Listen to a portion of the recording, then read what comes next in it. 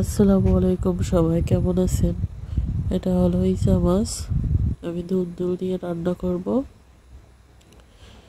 দুলগুলো আমি এভাবে ছোট ছোট করে কেটে ধুয়ে পরিষ্কার করে নিয়েছি।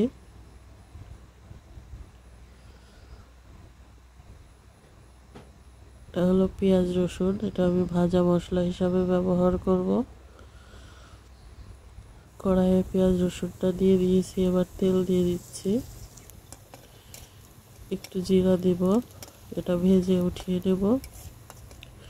যে তেলটা ছিল তাতে আমি একটু পানি দিয়ে দিলাম। বাটা মশলা আমি দিচ্ছি, আদা রসুন বাটা, পরিমাণ মতো হলুদ, পরিমাণ মতো লাল মরিচের গুঁড়া দিয়ে দিলাম।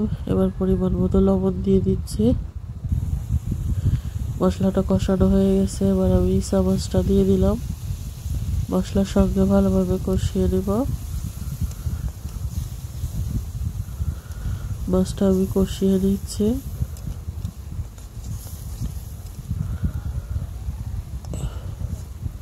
এরপরে আমি ধুন্দুলটা দিয়ে দিব। মাছ আর মশলার সঙ্গে ধুন্দুলটা ভালোভাবে কষিয়ে নিব।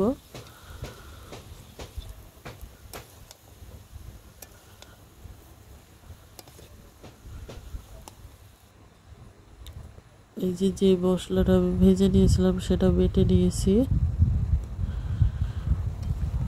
ধুন্দুল থেকে অনেক পানি বের হয়েছে।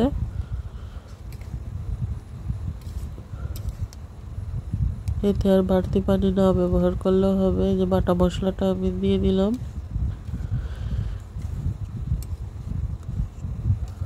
পানিটা অল্প একটু শুকাবো, একদম শুকাবো না। ঝোলটা আমি এভাবেই রাখবো। তরকারিটা হয়ে গেছে,